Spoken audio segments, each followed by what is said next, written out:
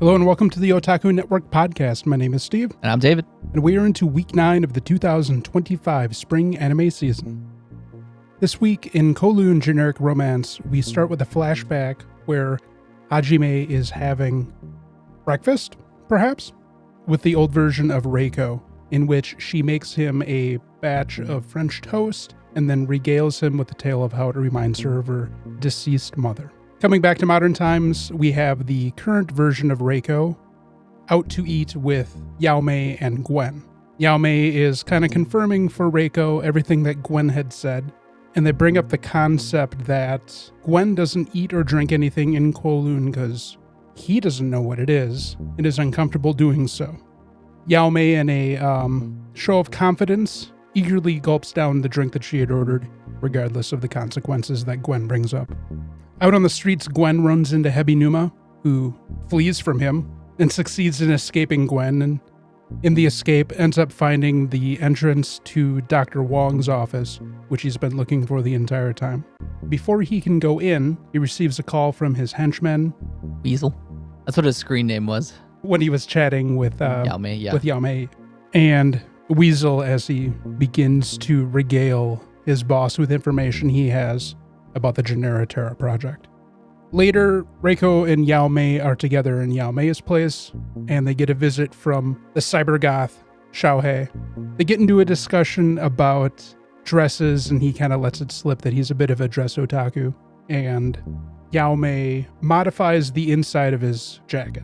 We then find out that he is working for the older Hebinuma, and pretty much reports to him the same kind of things that Weasel has been reporting to the younger Hebinuma, talking about how the generic clones within the neighborhood disappear when the real version enters the area, and the idea that perhaps the generic clones would disappear if they attempted to leave. We see Hebinuma the younger having a discussion with Weasel, and we get some information, kind of.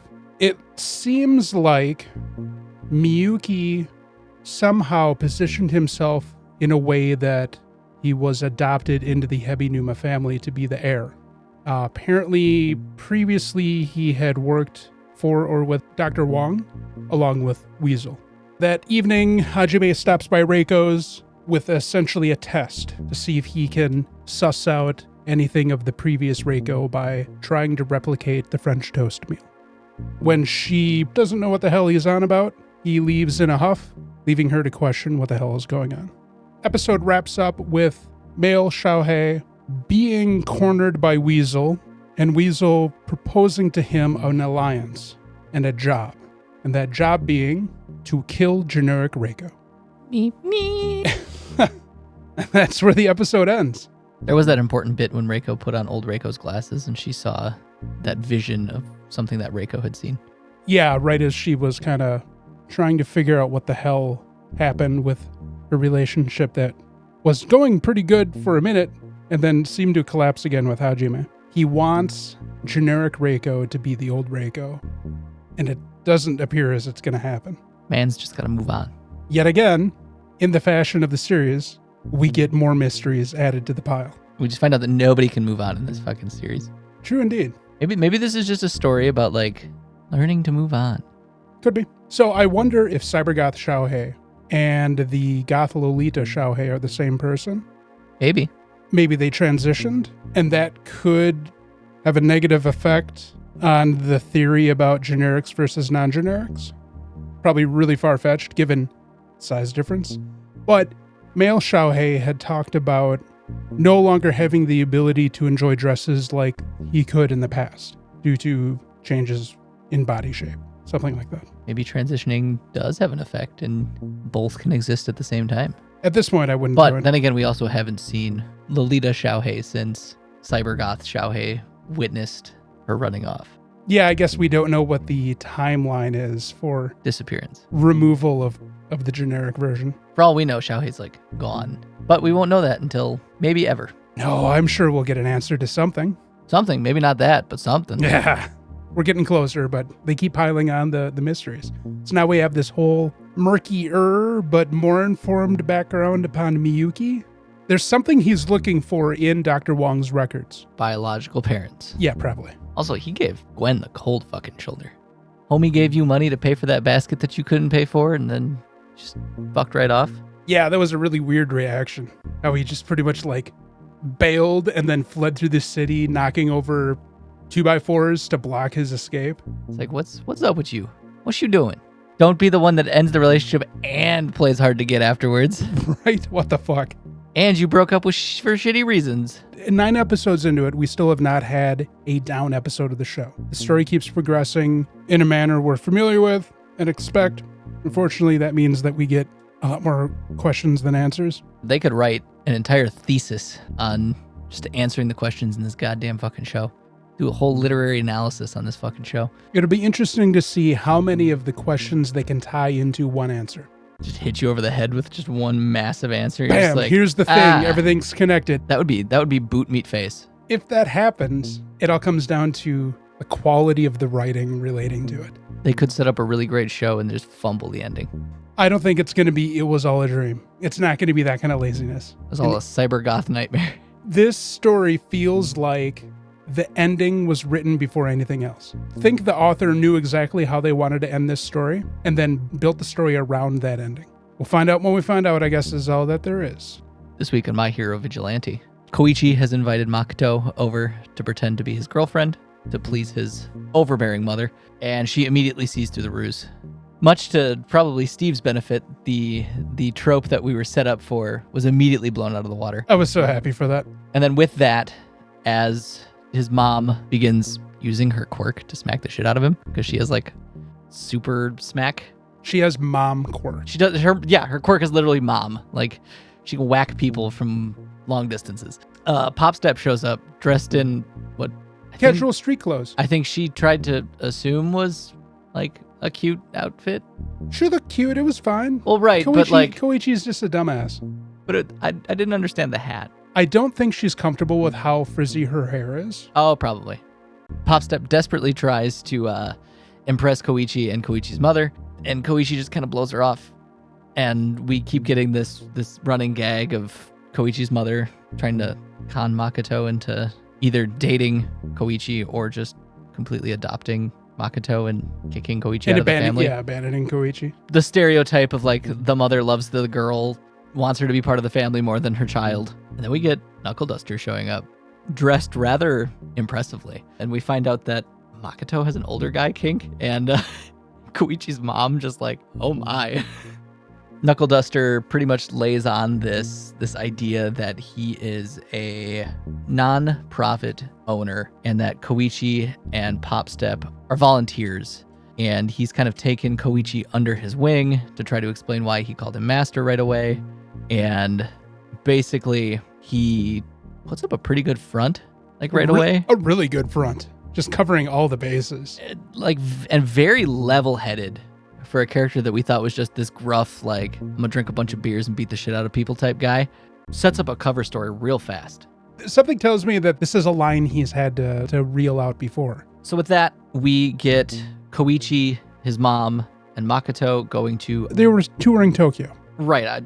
They said where they were like a million times. Like, as everybody does when they're visiting Tokyo, you visit Asakusa. They're shopping. Koichi's basically in denial the whole time, using a coping method that his father regularly uses, which establishes that this might not be the best familial relationship in the world.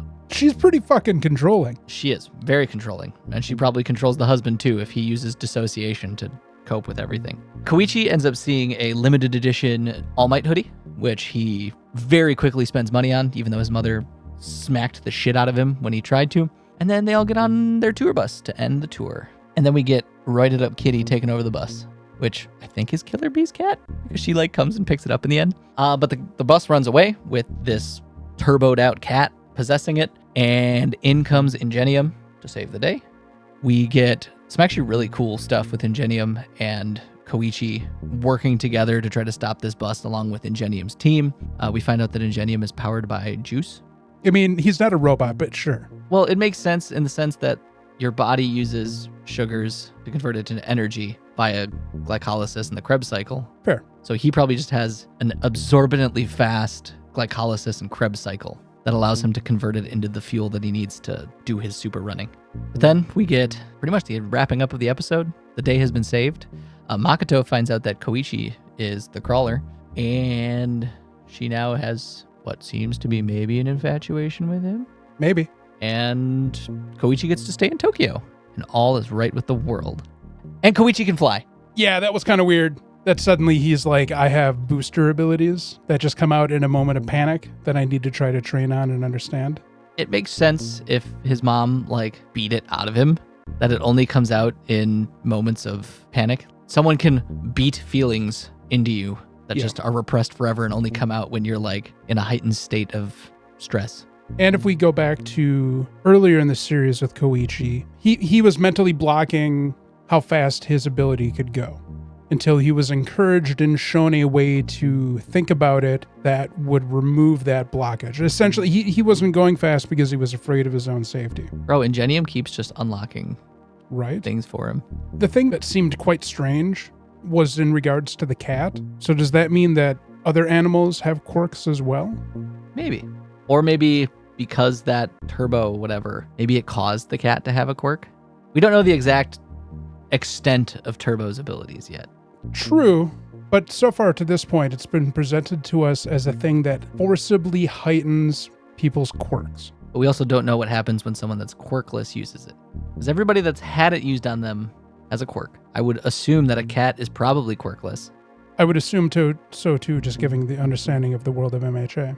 Maybe this is the way that they're showing that it can even temporarily allow someone that's quirkless to have a quirk. I don't know. Because there are still quirkless people in MHA. No, that I understand, but they're going to have to do some explaining about that one. Yeah. It was cute that it turned into the cat bus from Totoro, but with the continuity of the story as we understand it so far, there's a gap. There's a gap that needs to be filled with how this was able to transpire. Maybe there's something from MHA that I just haven't seen yet because there's a lot of MHA to watch. To the listeners, if there is something that we're missing or don't understand, let us know. I loved the intro and how everybody was dealing with addressing his mother and hiding who they were. I love how Koichi almost just called her Pop Step because he didn't even know what her real name was. Way to cover that up, buddy. Right, yeah. I mean, Makoto's so perceptive. That was never going to fly far anyways. But it doesn't matter anymore because she knows who he is now. Yeah, maybe you shouldn't have just had a little COVID mask covering your face. I didn't understand his thinking as to why he unsheathed his head as he was about to board the bus. Also, I love how he used All Might's catchphrase when he got on the bus. I am here. No, it was a fun episode. It was fine. I'm just glad it didn't have the trope that you hated.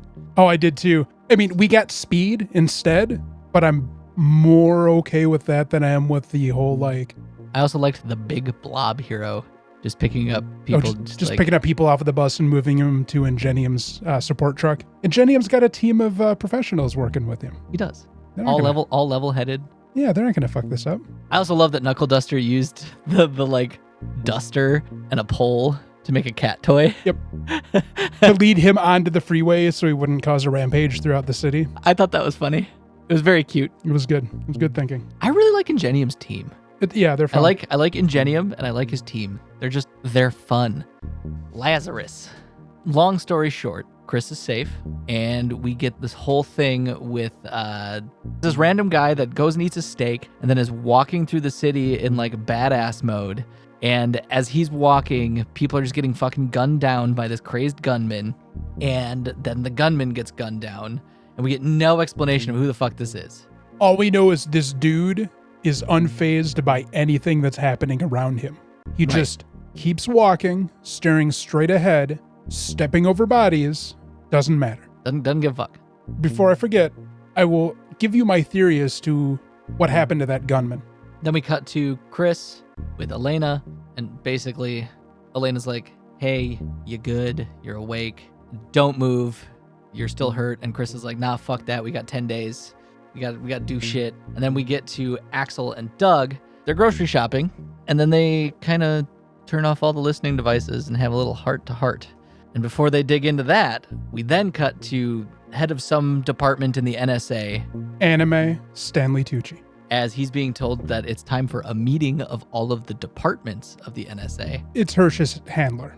They call him the AI. Yeah, because he's so even-keeled. And so we get these 3 story points where Chris is cleaning up all of her clothes.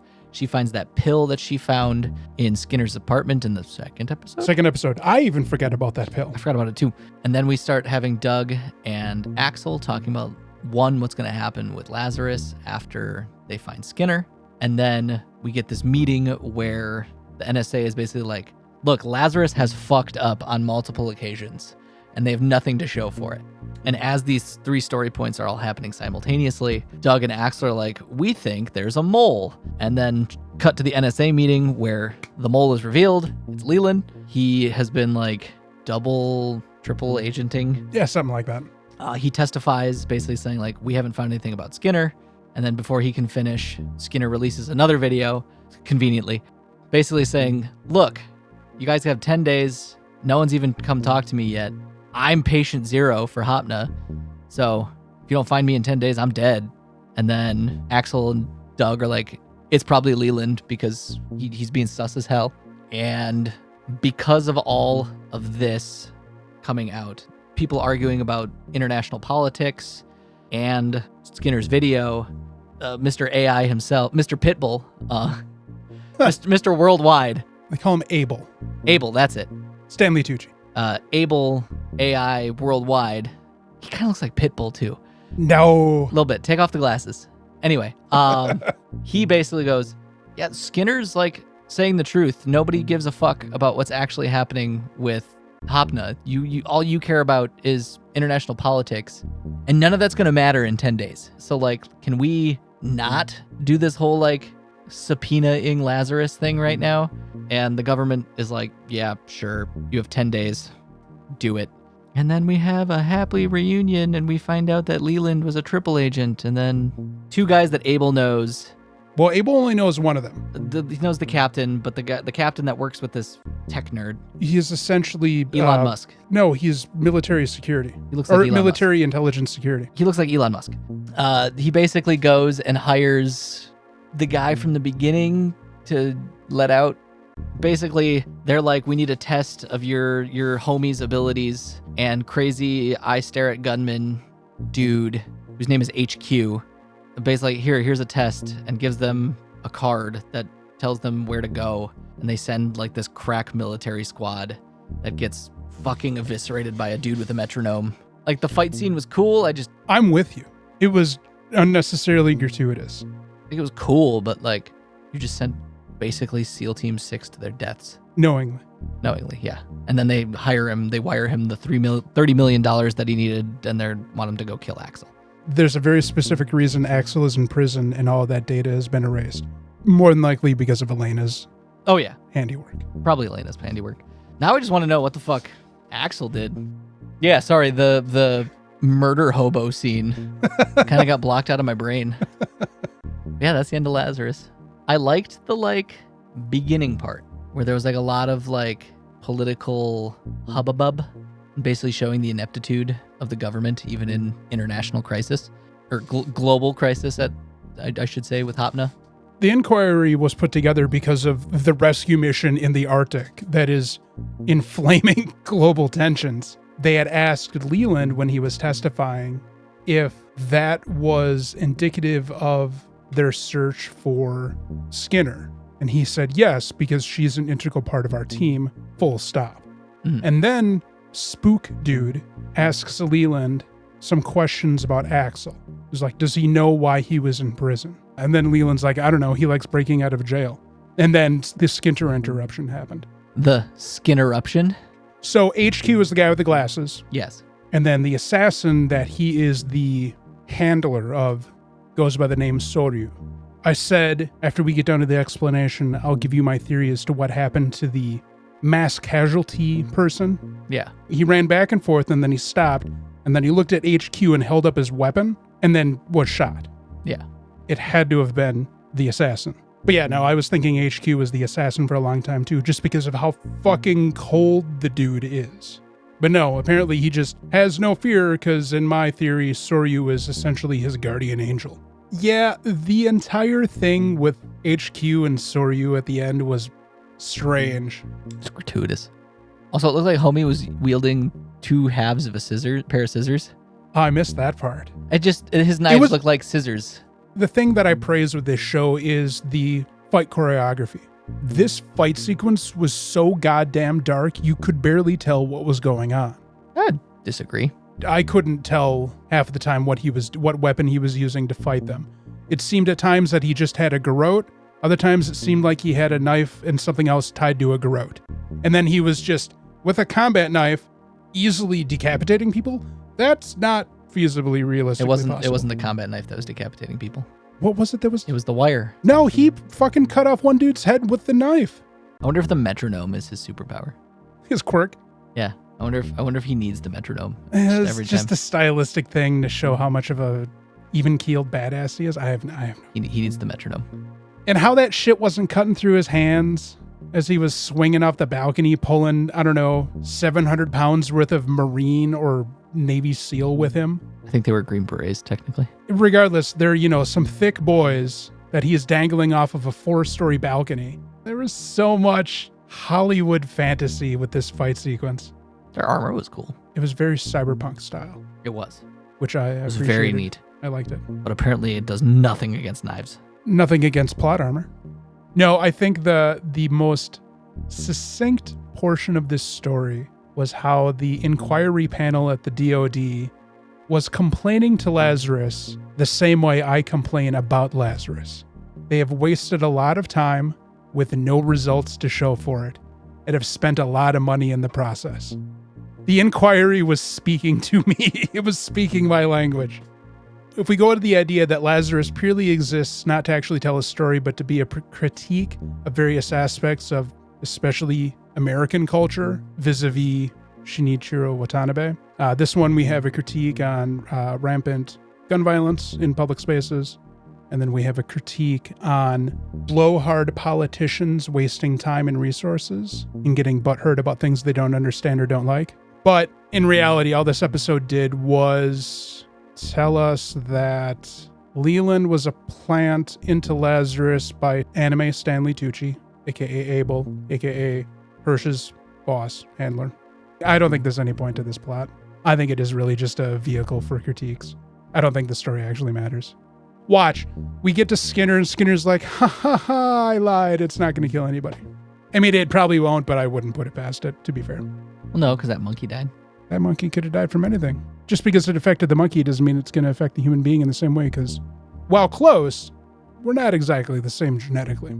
Yeah, I don't know. Kowloon Generic Romance was as good as ever. It kept rolling out the mysteries and giving us dangling bits of answers. Vigilante continues to be entertaining. Vigilante was amusing. I liked the front half of it better than the back half because, well, Speed was a bad movie. Uh-oh, Steve's opinions again. But it was worth everything for the reaction from Makoto when she made the connection between the Cruller and Koichi. I mean, when you're in a stressful situation, any moment of elation will affect you quite strongly emotionally. Lazarus, the whole scene in the beginning, once I understood what happened as they were showing HQ just being unfazed, was pretty badass. Mm-hmm. Lazarus needs to fucking prove... It doesn't need to prove shit to me, but I'm not happy with it. I don't like it. You're welcome to have opinions, even if they're wrong. That's my line. I finally got to use it. Have we got anything else? Not that I can think of. All right. Well, thanks for listening. Let us know if there's something that we're missing with My Hero Academia in regards to quirk and animals. Is there something we don't know? Yeah, that was a weird thing that seems to be a missed explanation. All right. Well, thanks again for listening. And don't forget to check out the Wednesday version of the podcast, Anime Plus, where we are currently discussing Season 2 of Shoshimen, How to Become Ordinary. Like, comment, subscribe, ring that bell so you can get notifications about when we post. And come find us on Discord, harass us. Until next time. Deuces.